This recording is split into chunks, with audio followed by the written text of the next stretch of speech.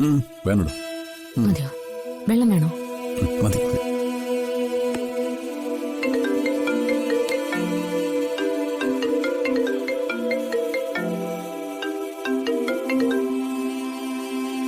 Hello ആരതി, ഞാൻ നേരത്തെ വിളിച്ചിരുന്നു. സാർ വിളിച്ച സമയത്ത് ഞാൻ ഹോസ്പിറ്റലിലായിരുന്നു. ഐസുവിന് മുന്നിൽ ആകെ തിക്കും തിരക്കും ബഹളമൊക്കെ ആയിരുന്നു. അതുകൊണ്ട് എടുക്കാൻ പറ്റില്ല. Sorry sir. അതൊന്നും സാരമില്ല.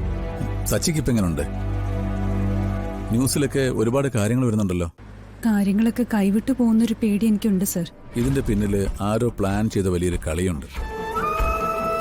എനിക്ക് സച്ചിയെയും അവന്റെ കുടുംബത്തെയും വിശ്വാസമാണ്. അവരുടെ ഭാഗത്ത് നിന്ന് ഇങ്ങനൊരു പിഴവ് യാതൊരു വിധത്തിലും സംഭവിക്കില്ല. എനിക്കും അത് തന്നെ തോന്നുന്നത് സർ.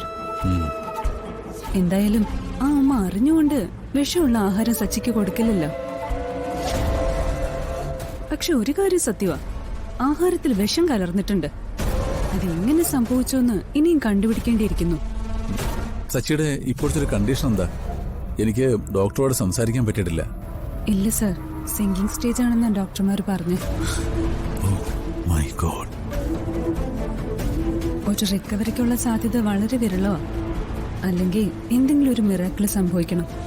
സച്ചിയുടെ കാര്യത്തില് അങ്ങനൊരു മിറാക്കിൾ സംഭവിക്കും എന്ന് വിശ്വസിക്കാൻ എനിക്കിഷ്ടം. ജീവിതം തന്നെ ട്രാജഡി ആയിപ്പോ ഒരു മനുഷ്യനായാലും. എനിവേ, ആരതി അയാൾക്ക് വേണ്ടി ഒരുപാട് റിസ്ക് എടുക്കുന്നു. താങ്ക്സ്. എന്തിനാ സാർ എന്നോട് താങ്ക്സ് ഒക്കെ?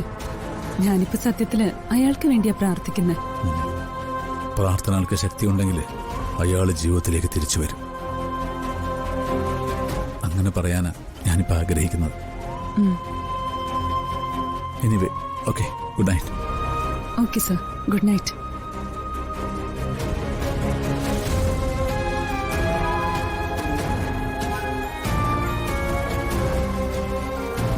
പണമുണ്ടെങ്കിൽ നമുക്കെല്ലാം വാങ്ങാൻ സാധിക്കും. ഒരു കാര്യം ഒഴിച്ച്, സമയം. നഷ്ടപ്പെട്ട ഒരു സെക്കൻഡ് പോലും എത്ര പണം കൊടുത്താലും നമുക്ക് തിരിച്ചു പിടിക്കാൻ പറ്റില്ല.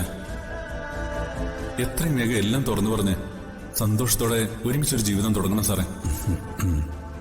ഞാൻ സാറിന് എല്ലാ മംഗളങ്ങളും നേരുന്നു.